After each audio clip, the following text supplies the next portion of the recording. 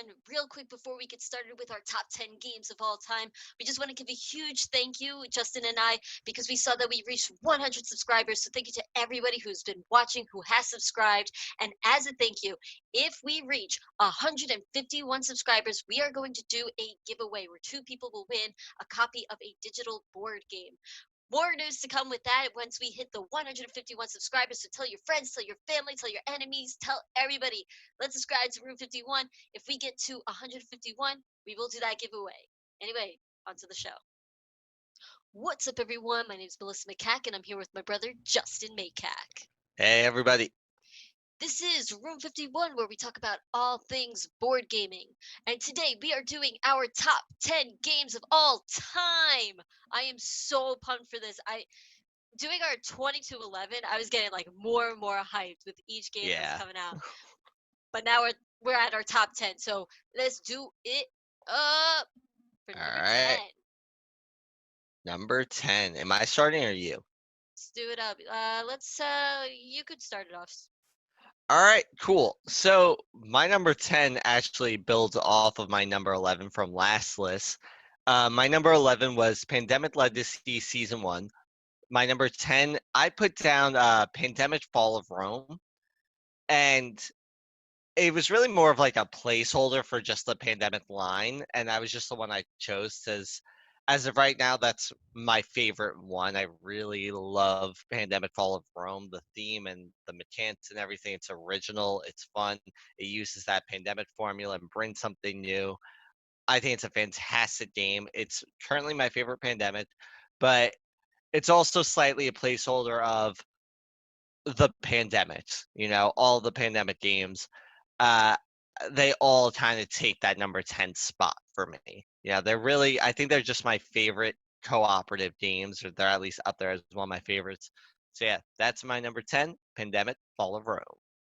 I think with that one, aside from Pandemic Legacy, Pandemic Fall of Rome is probably the most thematic in all of the pandemics. I agree with that. Yeah, take out Legacy for a second, because that definitely would take the cake. The story really bleeds in through there. But yeah, Fall of Rome definitely, that's super themey.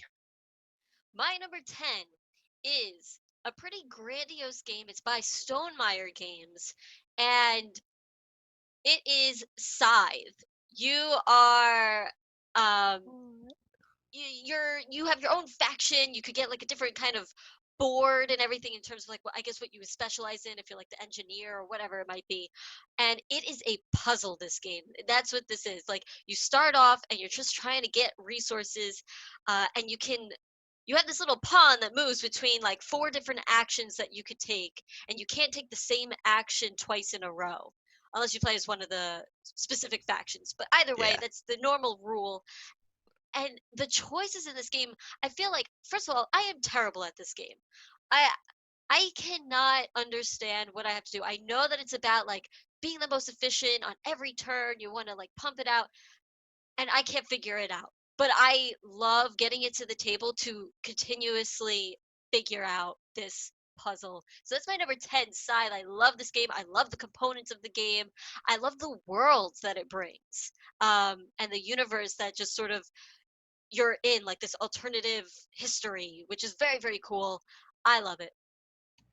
Yeah, I mean, that game's a total brain burner. It's a hard game. I love it. I thought it was going to be higher on your list. I'm surprised it only hit the number 10 spot. I mean, obviously number 10 is very high, but I really thought it was going to be up there, at least top 5. I think once I really like figure out how to play this game, it might go up, but I feel like I'm still kind of lost in it, and I could feel its greatness, but I almost feel like I'm looking at greatness instead of being part of it because I'm not doing like enough. I don't know. Okay. Yeah. Have you won inside or no? Probably not. I feel like, oh really? I feel like you got at least one. Okay, interesting. I don't know. I thought it was at the top 5, but that made sense. All right. So yeah, that's my number 10, Scythe. So then we're going out to our number 9. So number 9 is by Fantasy Flight Games, and it is set in a world that I already love. It's based off an IP, Lord of the Rings. Okay, I love Lord of the Rings, and I'm talking about Journeys in Middle Earth. This is a campaign-style, app-driven board game. I love apps in games so far, especially for this game. I feel like the app just makes gameplay so smooth. It could have been such a difficult game to get to the table and to learn how to play if it wasn't for that app. The app takes care of so many things that I would have had to like read in a rule book and figure out, okay, how do monsters move and what are their stats and how blah blah blah blah. The app just takes care of all of that, and I could get right to playing the game. It's so simple. You have this deck of cards that you could customize as the campaign progresses and as you get better and better stuff along the way, which is very cool. So I like that your choices matter in the game in terms of like what do you explore, what do you decide not to explore because the threat is rising. Also, your choices matter in terms of like what cards you're placing into that deck. It's almost, yeah, I guess there's some deck customization in the game, which is very, very cool. But pretty much you're just taking cards and then you're deciding like, am I playing it or am I not, kind of thing, right? And there's like checks and everything, skill checks and stuff. I love this game. It's so good. It brings out that awesome like choices matter campaign story driven experience all wrapped up in the Lord of the Rings universe, which I already love. So that's my number 9, Journeys in Middle Earth. Yeah, that's one of the most like seamless app-driven games where there's a lot of app integration into it, and it just takes care of so much of the stuff for you, and that's all it's doing. Um, I did not think that was gonna be this high. Okay, though. Really, I love this game. I You've got to thought actually that. play this more. I do. I definitely have to. I did not think this would be inside. That shocks me. All right, Yeah, though. no, I like it a lot. I I was not expecting that. I mean, it beat All it right, by a smidge. It could have probably point. yeah. All right, cool. So my number 9 is, I mean, it's undoubtedly my favorite Steffenfeld game. It is the Castles of Burgundy. This game is just this super like fun, thinky game. I don't know how to explain it, but I just love a game that takes the thinkiness of a Euro, right? And it really totally themeless, right? So it's not drawing its fun from the theme. It's really drawing its fun for me just from the decision making. I love when the decision making feels like a really fun part of the game and not this stressful part. And that's exactly what I feel that Castles of Burgundy does for me. I get to roll these 2 dice, and I can modify the dice if I'm able to, and I have to like pick and manage and choose. All right, what am I placing? What am I going for? How am I gonna uh, finish and complete these different pieces of land, and you want to do that earlier in the game to score more points. It's just this super fun, thinky game. And honestly, if it wasn't for the setup, it doesn't take that long either, which I love. I love that you can probably play it in an hour if everybody knows the rules and everything, especially in a 2-player game. It's that just the setup is a bit of a beast. We need to figure out like an insert or something for that. But other than that, I absolutely love this game. It's this themeless game, but the decision making in it, it really is a very exciting form of decision making for me. So yeah, that's my number 9, the Castles of Burgundy. Yeah, the castle. I've only played this game once, and I liked it, but I know that people love this game, and Yes. I guess this is sort of like my quacks for you, where Yeah, I I think that's the I don't big. know. I don't know what I was expecting. I liked it, but I didn't feel like I love it, you know. But I do want to play it some more. Okay, I think Yeah. that's fair. I definitely also think that you generally like theme is something that you'll usually Yeah. appreciate. And I mean, don't get me wrong, I love theme also. I don't think it gets more themeless than this, in my opinion. And maybe some people will argue with me on that. I think you're totally wrong. The same as the theme. So I wonder if that's even just a drawback right there. It All right. might be. Yeah, you're right. I do really appreciate theme in games. And yeah, I think you'll notice this in my top 10. Yeah, So, I have a feeling this 10 in particular is going to really show that. For yeah. me, my top 10 is a bid list, and is sorry, not a bid list, a mixed list. It's a very mixed bag of those two things. Uh, and it's because I think I just love both of those, and I feel like I haven't fallen in strongly to one or the other. it's kind of just like game by game for me, I I guess. feel you. Yeah, I think from this top 10, you're gonna get a real sense of the kind of games I really like. Yeah. So, all right, Alright. number 8. Actually, I think it's your number 8. It is, yeah. So my number 8 is kind of that flip now. So I just went from a straight up Euro to a very like themey Ameritrash kind of game. Uh, it's a hidden movement game, and I'd say like a year or so ago, I found out just how much I love hidden movement. And so Not Alone was a big part of me liking that hide and seek style game. And then we played Scotland Yard, and I was like, okay, I really actually love this kind of mechanic. And then Fury of Dracula, that is my number 8. That is the game where I was like, this is what hidden movement can be. Like I love it. And it was fun being both the hunter and Dracula. I prefer being Dracula. Uh, but it was still fun to play as the hunters, and that's really important for me. I hate a 1v all where it's not fun to play as the all or it's not fun to play as the one. I think there was a decent balance here in this game, but playing as Dracula is so much fun. Hidden movement is such an exciting mechanic for me, and just the way that it's also not like it's not just about finding Dracula. You have to defeat Dracula, and then also you kind of have to deal with things that happen along his trail that he's leaving behind. So if you go to a place that he's been to before, card that slipped over, so you know he was there, but now you might have to deal with something that he left there, like a little trap for you or things like that. So yeah, I know this hit your list, Melissa. This was another game that I thought might have hit a little higher, but yeah, I mean, for me, I think it's just I love hidden movement so much. That's what really brought Fury of Dracula to my number 8. Yeah, it's funny with 1v-alls because we didn't start getting them until a little bit later. Yeah, I didn't think I'd like one versus all games because I was just like, who would want to play by themselves against everybody? It seems kind of harsh. I don't know. And then I started thinking, I think Justin though would like being that one absolutely. person versus everybody. And I remember having that conversation with you, like, Justin, there are these games that are like you Yeah, versus everybody. Would you like that? And then you're like, I think so. That kind of sounds pretty cool. And now it's like we love one versus all games. yeah.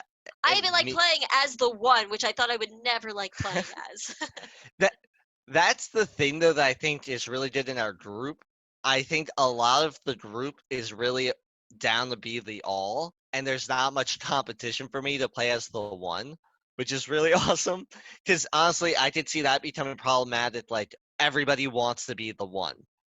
Yeah. Nobody's gonna. I won't want to break out that game anymore because it's just gonna turn into a fight. Like you know what I mean? But yeah, Well, so that's that's why it's so important for these types of games to be equally fun for both sides. exactly. All All right. right, yeah. Well, my number 8 is another campaign story driven game with absolutely beautiful artwork. I love this person's art. I love that this art he brings you into his own universe that he came up with and imagined, and you see it throughout his games. But my number 8 is Near and Far.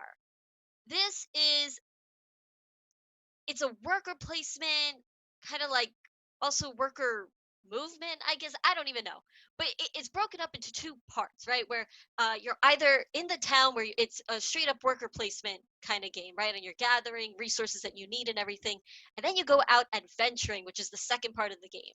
um, but they're very intertwined where it's like, okay, I'll go out adventuring now, use up my resources, then I'll go back to town because I have to like recoup, which is very, very cool. I love that.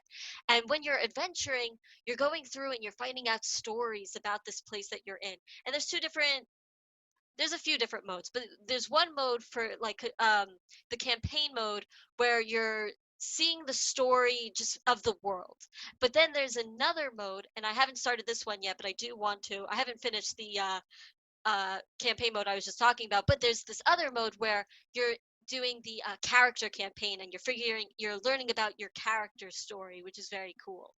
And I like that a lot. I like like I said, the artwork really makes it for me. And you're playing on an actual like storybook looking thing, right?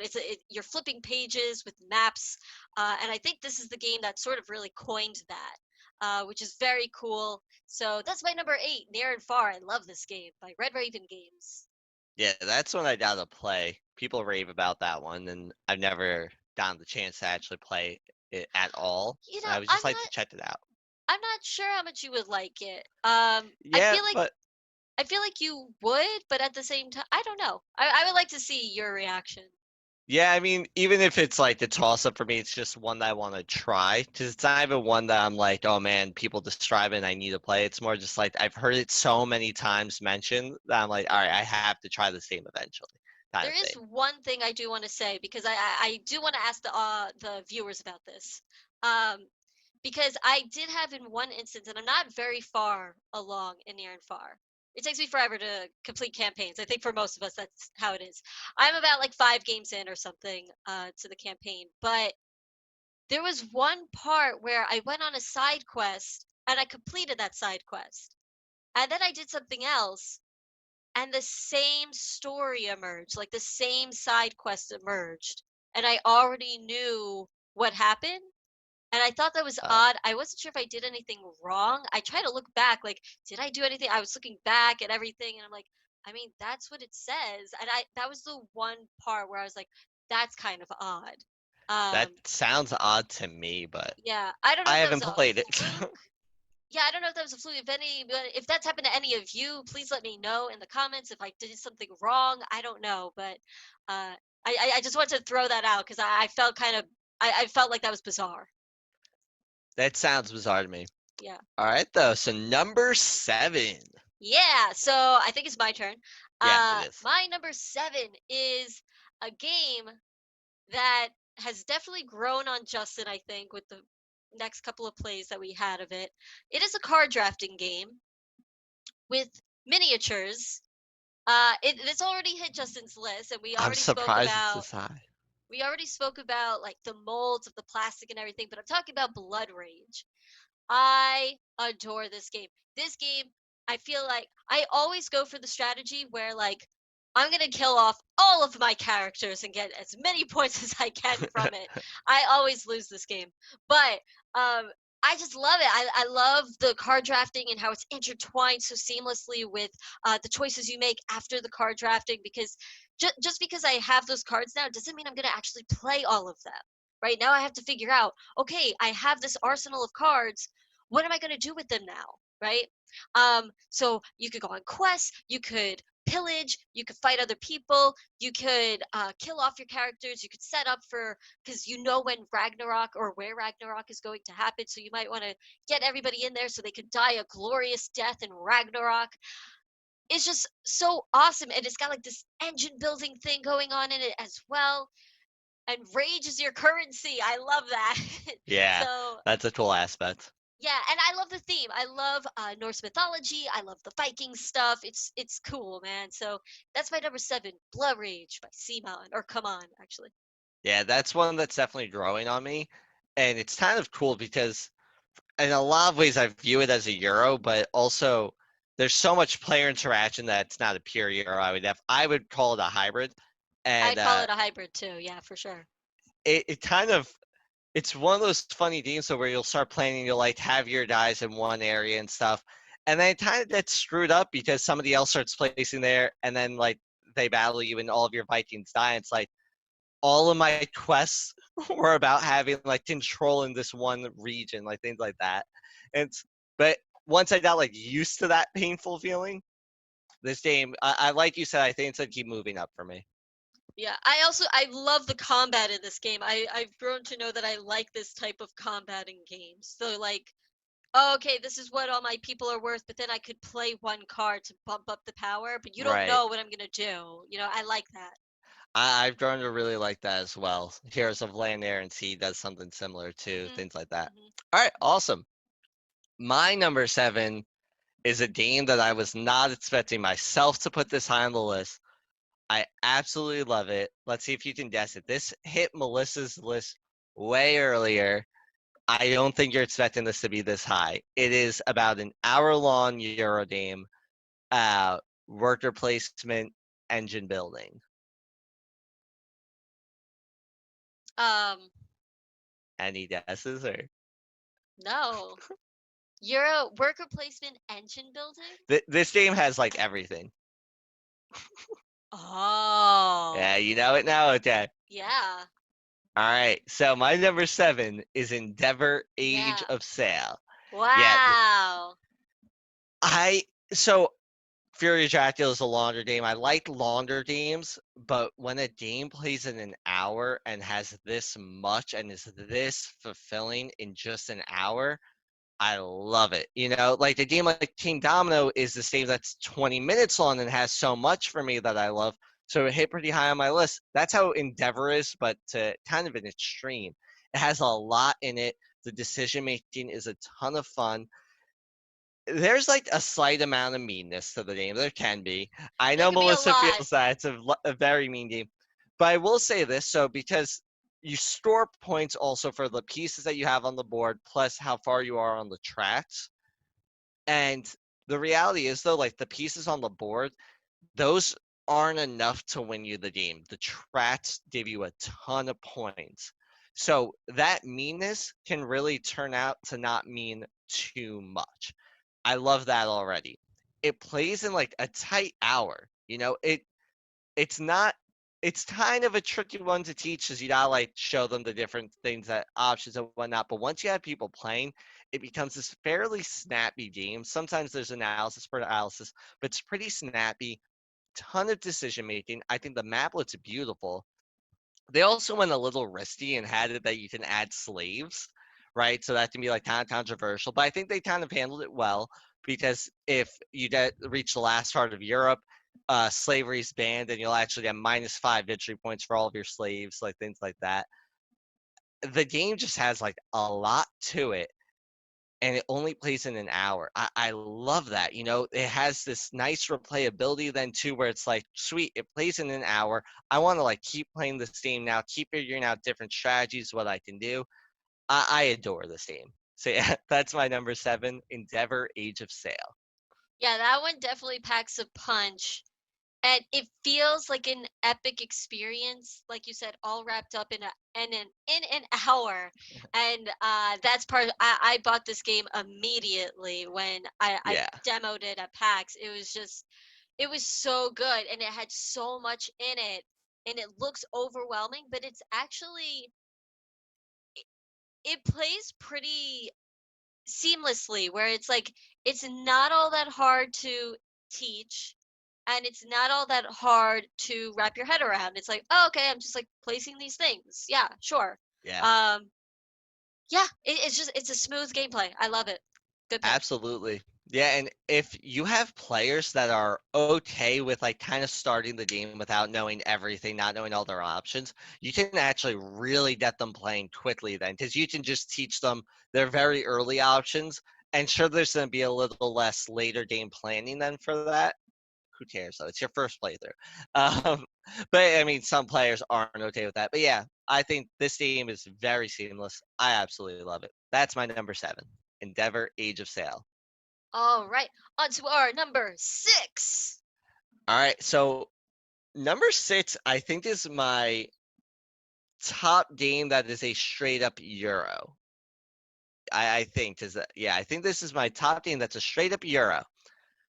Absolutely love this game. This is another one that plays in like an hour, sometimes even quicker, depending on how the pace is going. It is our father comes from the country where this city is. It is Istanbul. Oh God, it is Istanbul. I almost fell there. Yeah, so Wow, this is so high for you. I know. I love this game. Istanbul plays so smoothly. It plays quickly. And I think that's, again, it comes back to it's not about how quick does it play. It's more about how much punch does it pack in that time frame. And in an hour, Istanbul it's one of those games where I try so hard to avoid AP, but I start to get pretty bad AP because I start trying to think, all right, where am I, if I'm going here, then where can I do to nets, and then where can I do to from there, and how am I gonna try to avoid going to the fountain, and like things like that. I love it. It's this really fun race that doesn't feel stressful. It's more just like there's this tension in my decision makings. I really love it. I know Melissa spoke about it, so I'm not gonna go too long on it, but I also love the theme. It's something that just I mean, our dad's from Turkey, so it's kind of like a cool thing to see in a board game, I guess. Um, and yeah, I think the components are nice. I love everything about this game, and like I said, sometimes the game takes 45 minutes, and I absolutely love that. All right, nice pick. I'm surprised it's this high, but all I right, thought cool. you would be, yeah. Yeah. All right, my number 6 I think will come as no surprise to you being this high, but it is a cooperative game that is pretty complicated. You will absolutely get rules wrong in this game. You will think you have one and then find out that you actually got about 5 rules wrong in this game. It is a survival, super thematic game that this kid should love more than he does Robinson Crusoe Yeah. by Portal Games. Oh my gosh, when I first played this game, I played it by myself. I played it solo a couple of times. And I was just like, wow. This game is so like it deals with weather. It deals with beasts that you got to like kill. It deals with events that are coming out. It even has things where it's like, oh, okay, this event comes out. I'm gonna choose this thing that I'm gonna do with it, and then it gets shuffled back into the deck, and then it comes back to haunt me, kind of thing. I love that. Uh, it's got worker placement. I love worker placement in games, and but it does a nice, cool twist where it's like, all right, if I allocate just one token to this, I'll have to roll the dice because like I'm rushing through it.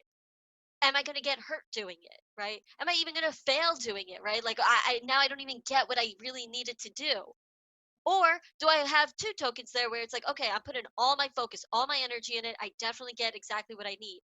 But you can't do that every time, right? Because there's so much to do. You have to take the gamble. You have to roll the dice to see if you could survive this island. And it's definitely possible. I never felt like, well, that was impossible. It always felt like, no, I definitely messed up. Maybe I probably should have done this thing first, right? It's got inventing and crafting and all that stuff, which is so cool. I think that the survival nature of this game really comes to life, and there's about like 12 different scenarios in the box, which is awesome. That is just, I love this game. Number 6, Robinson Crusoe. I'd rather play it more. I agree with that. But all right, on to our number 5. All you. Oh, it's all me. Yeah. Okay. So So this we're in the game, top half of our top 10 yeah, now. this is our top. This is our number It's big. 5 through 1. This is crazy. Yeah. Okay. Number 5 is another oozing with theme board game. It appears on pretty much every freaking list I do. I just love this game. I loved the television show. It is Battlestar Galactica, the board game. What? No. I I watched this show in undergrad of college and I loved it. When I found out that there was a board game on it, I was like, "What?" So then I got it, and this was before we really got into board gaming. So this is one of our early board games that we have. It's a miracle Yeah. that we even learned how to play this game because there's so many rules and everything. Yeah, I'm kind of shocked by that. Yeah, but we were able to do it, and I don't remember us thinking like this is way too overwhelming. It was not like that. Yeah, Although I feel like it's more overwhelming now. for uh, real. but it's pretty long, but it is a trader game, social deduction sort of thing. This was the first ever social deduction game we had ever played. So when we saw that board games could do something like that, we were like blown away. I was blown away. And it becomes pretty much a team versus team game because some people are silent, some people are humans, and you're battling for two different things, really. Um, which was very cool, and you then start to even have like different special abilities and all that stuff. Um, I feel like this game tells a story, right? It evolves the game where at one point it feels totally cooperative, but there's an air to it of like something's going down, man. I know at least one of you is against us. And then all of a sudden it emerges right now. Somebody's in the brig. It's the wrong person. They just reveal that they're a Cylon. Now they're over there. It's become a team versus team game.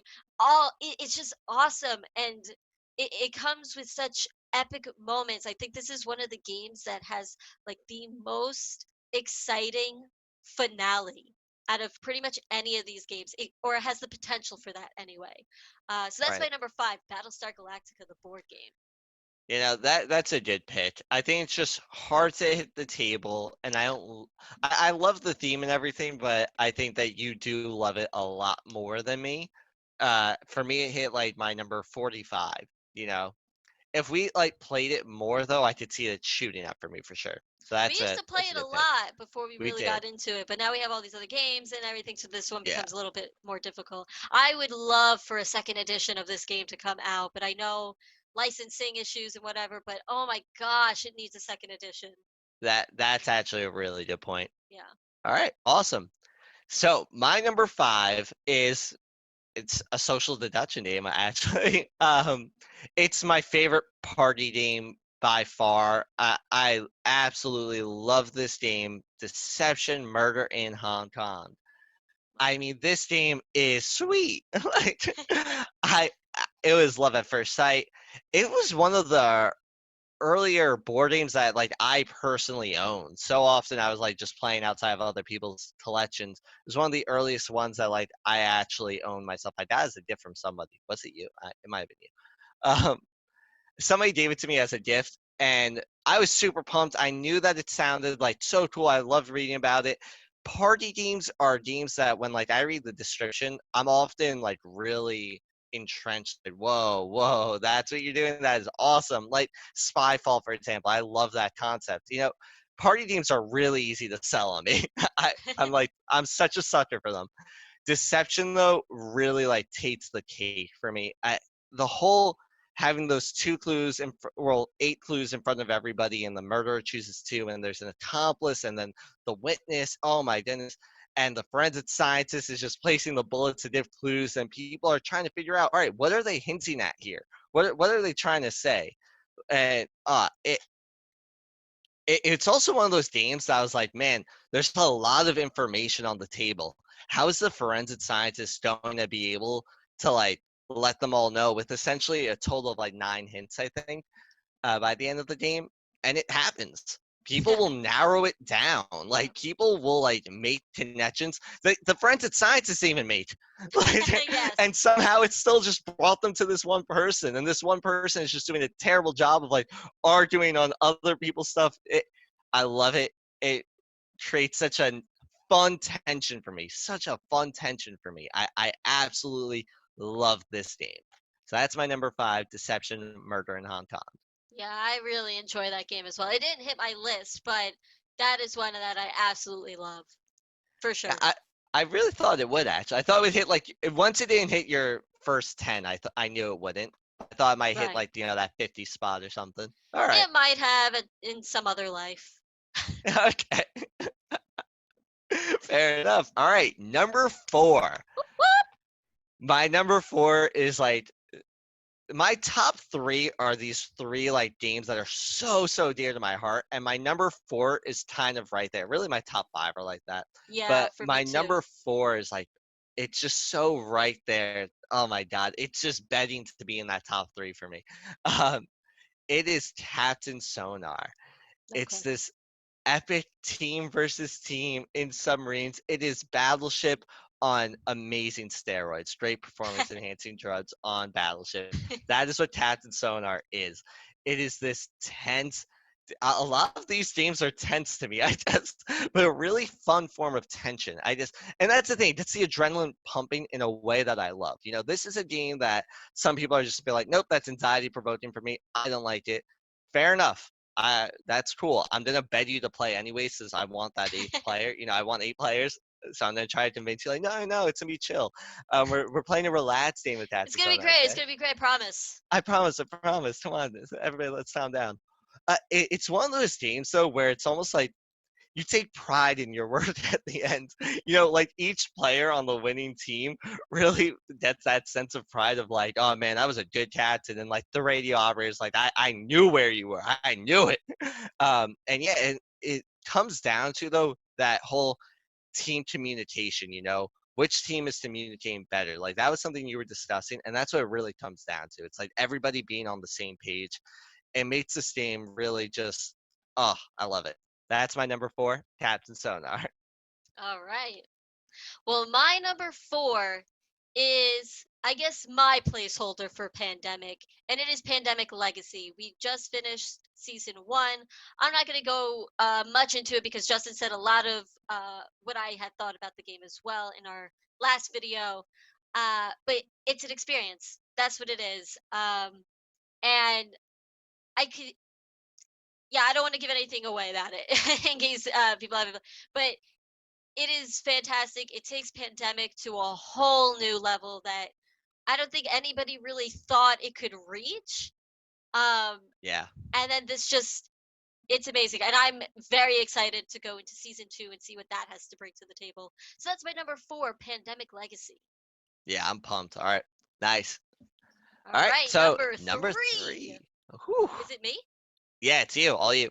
All right, Justin, you're about to kill me. I know what it is already then. Just send it over. Let's rip off the band-aid because I know what it is now. My number 3. I tend to kill you, but yeah. My Are number you 3 sure? game of all time. So this was my number 1 for a while. What took the Nets to that? I know one of. Yeah. I'm sorry. This is disgusting though. I love this game. And there's a couple of reasons why it's my number 3 right now. Now, I Apparently love not it. enough. Okay. It is my number 3 game of all time. It is epic. It is a 4X game. It is it's a space opera is what it is. And it is Twilight Imperium 4th edition. This was the game of like my dreams, right? Where before I was into board gaming and I knew what board games could really do, I was like, man, it would be cool if a board game could essentially do what Twilight Imperium does. It's got politics. You are fighting around. You've got objectives that you're trying to go for. You're a different race. It comes with like I think 17 different races in the box for this 4th edition, which is incredible to me. I am wondering why they haven't come out with an expansion for this game yet. Granted, Yeah. there is already a lot of content in this box, and yet I want more. But uh, so say we all. Anyway, Twilight Imperium, it's amazing. That's what it is. It's got your tech tree. You're bumping up your technology. I think my favorite part is just the diplomacy that's involved in the game. Same. Right, that politics phase Yeah. is what makes this game for me, for sure. Um, it's just this one is another one that's kind of puzzly too, where it's like, all right, I am this race. How do I maximize what my race could do to my benefit so that I could ultimately win this game and complete those objectives, get those 10 points? That's all it is too. That's what amazes me. You're just trying to get 10 victory points. That's it. But it's amazing. Now, it does take a very long time, right? And that's partially Yes. why it's not my number 1 anymore, because just a couple of things, really. One, there is this like take that element to it that I'm not sure how much I appreciate it. Sometimes with those little action cards where it's like, oh, you were gonna win? Never mind. I just dropped that one card that stole the victory from you. And yes, you could have had a sabotage card or whatever. But who knows? Maybe you were drawing action cards all game long and just never drew a sabotage card for some reason, right? Uh, is that likely? Maybe not. I don't know. But that's really what brought it down a little bit for me. That take that element to it. In such like an epic, intense game to be like torn down in that way. I don't know. That's what brought it down for me a little bit. But overall, absolutely adore this game. So Twilight Imperium. All right. I don't know what your Nets 2 are, but I agree with all of your points, and that's a fair reason for why it dropped to number 3. I think twice I've lost that somebody played that card. I mean, I always go for methods all reps. I know. I have not played a game of TI4 where I didn't control methods all reps. He guns for it, man. I do. I literally, even when I say I'm not going to, and then right at the start of the game, I do the math on how to get there and make sure that I can get there first, and then I get there first, and then I hold it the entire game. He All just right, dumps all his ships there. yeah, and then I'll lose because it'll be like I can win if I get that number 8 card, Imperial, and somebody will stop me, and that's happened twice to me. I'm not salty about it. like I don't know. I was okay with it, I guess, for some reason. Maybe I Yeah, shouldn't yeah. be though. All right, though, awesome.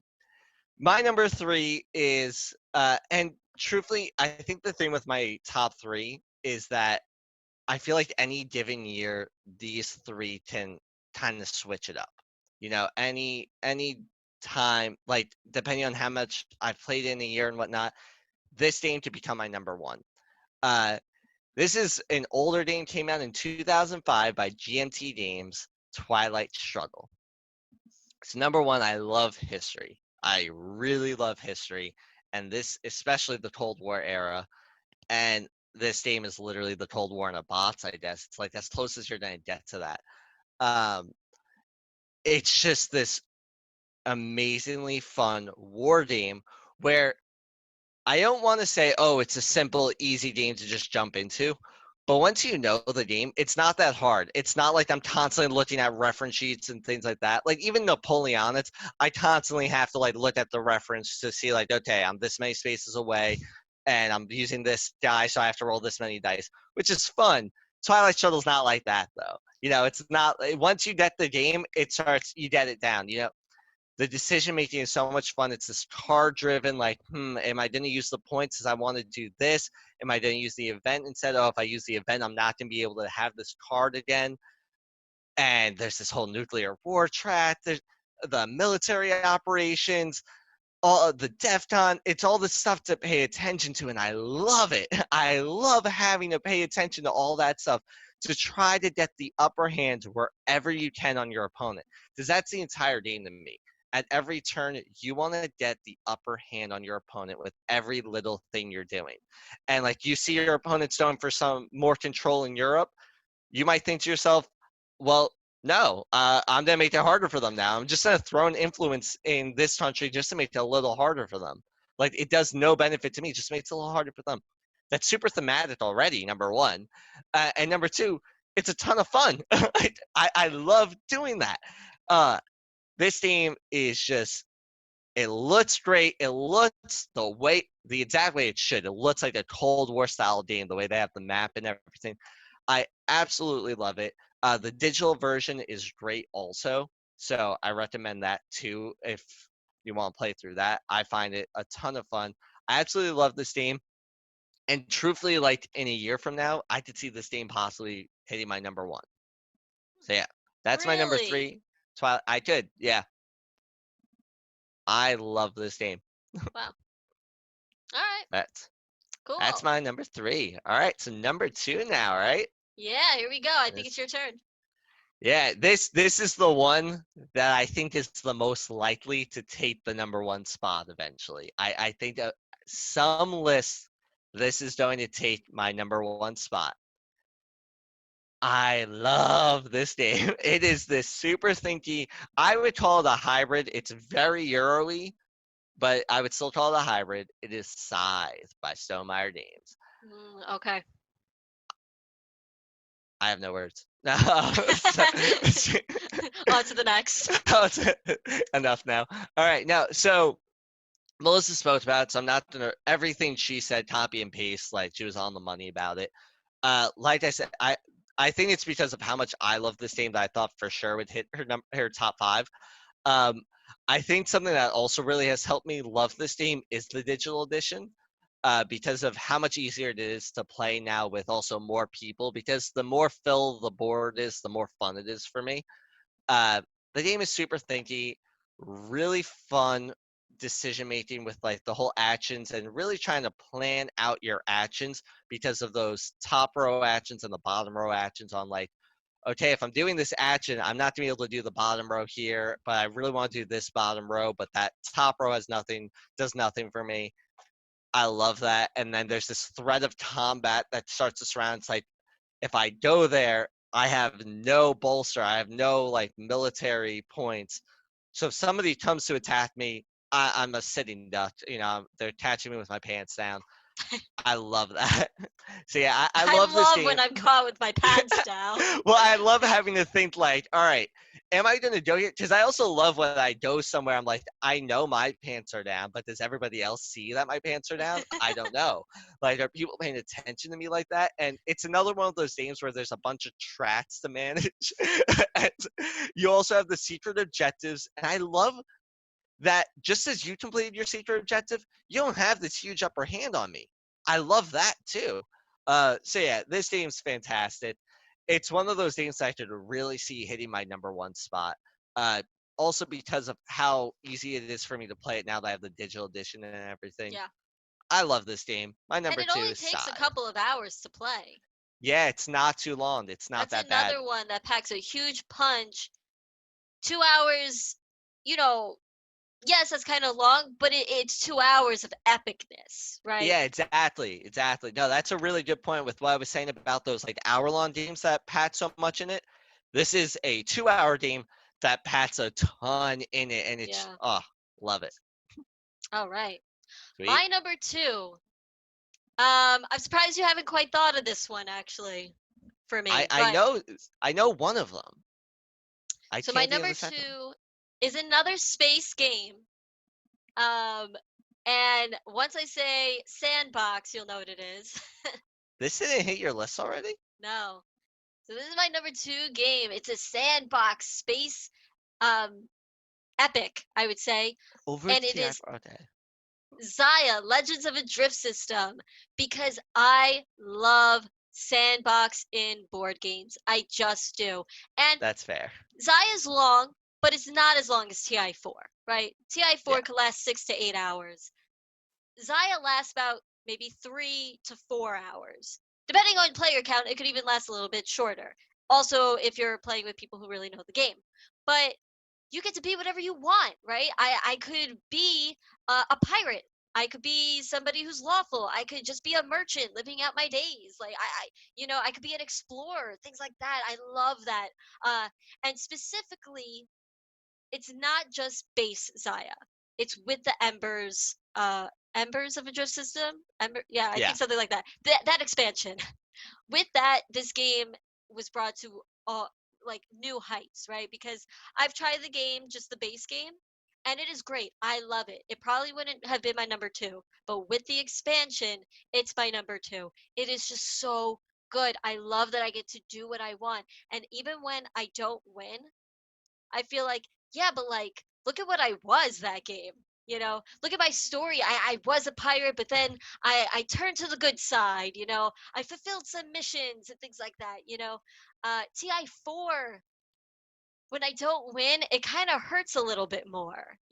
Especially so many times I've gotten so close to winning, and then I just lose. And it's like, oh, but with Zaya, I don't care. I'm like, whatever. I don't care if I was the most famous because, like, I was famous in my heart. um, so that's my number two, Zaya, Legends of a Drift System, with the expansion specifically. That's actually really fair. I remember it was me and Eileen, our sister. We got it for you. We backed the Kickstarter for your birthday, and I even remember thinking like that. This is a game that could become your favorite game of all time, and I still think that. It Honestly, I could think we be. It played could it. become my Yeah, number one. I love it. If it hit the table more, it yeah, probably would. yeah, for sure. I really think it would. It made sense. It's that space epic that TI4 has, and then it threw in that sandbox nature, and Yes. that's fair. You're sold. Yeah. Yeah, I All right, am. yeah, that's right. That's one that I have to play more because I see it hitting high on my list as well. All right, I would love to. awesome. So this is Tonight. it. Let's Yeah, do it. let's just do it. Well, we actually can't tonight, but all I right, know. maybe when this airs that night. All Maybe.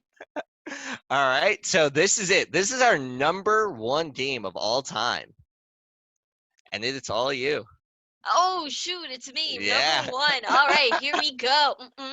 I know what it is. Shut up. It's Yahtzee, right? Dude, how did you know? Oh. Dude. But anyway, so yes, my number one is another sandbox ish. It's not a sandbox Isaiah, but it has its sandbox nature to it. Um, I like I said, I love Sandbox. So, but this is a Euro game, and it is Caverna by Lookout Games.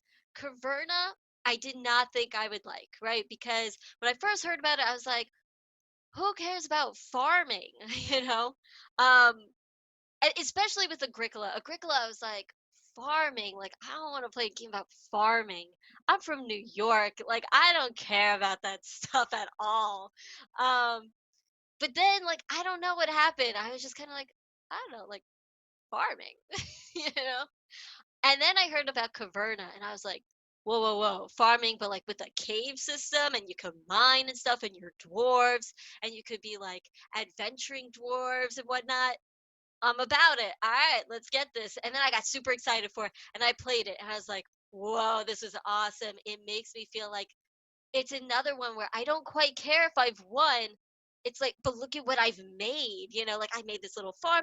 Even last game, I played it totally like I'm just having a farm system going. Like I got my crops and whatever. I'm trying to get some animals. I'll build out my cave a little bit. A lot of times I go for the cave stuff where I love that stuff. I'm like, yeah, let me get my donkeys. I want to get gems and rubies or whatever.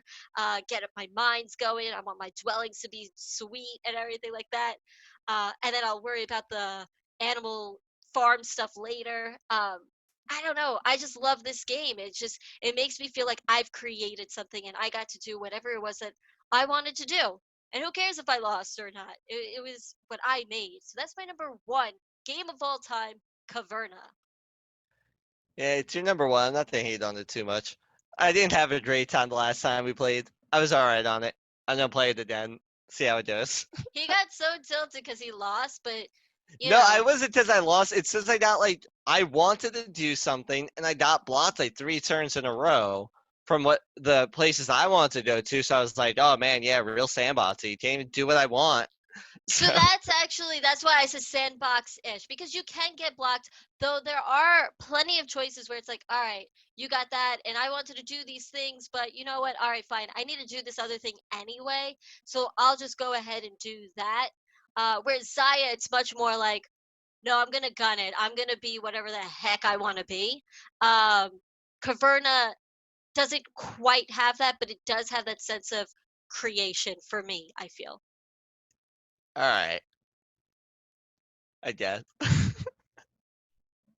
All right. No, it's a really cool game, and I see it being up your alley. I predict that's not gonna be your number one next time you make this list, though.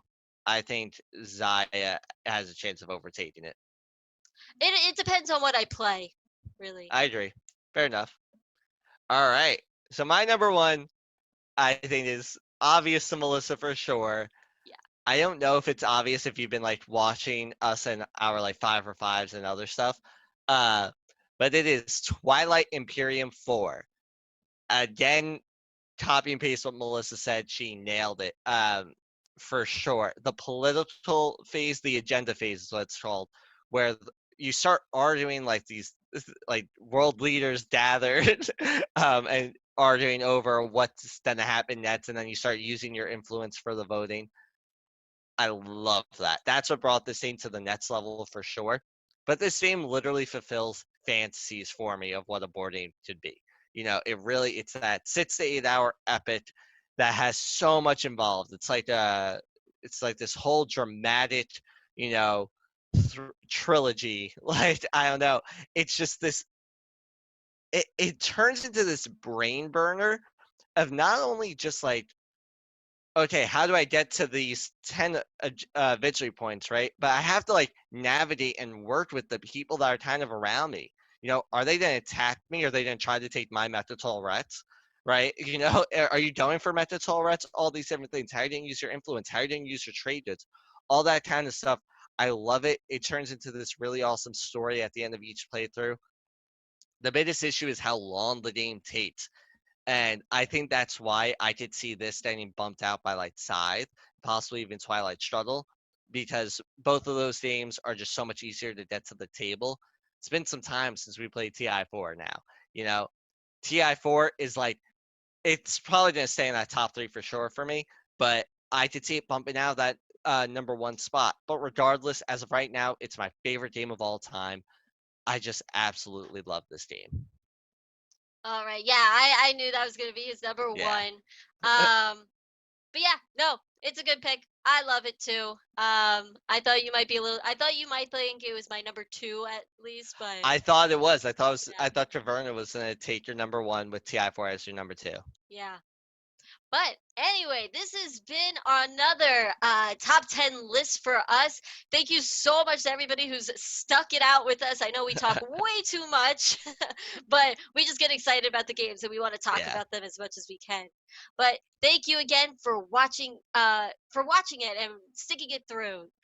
You can follow us on Twitter and Instagram at Melissa McCack. You could also follow our Rule 51 Facebook page and let us know what you thought of our top 10 list. What are some of your favorite games of all time? We would love to know. Leave them down below in the comments. Smash the like button, the dislike button, the subscribe button. Just smash everything. Smash all Not the buttons. dislike. Don't Not the don't press the dislike, but dislike. anything, Comment anything. though. Smash everything. Smash the computer screen. After you subscribe and like. Anyway, you've been listening to slash watching Room 51. Bye everybody.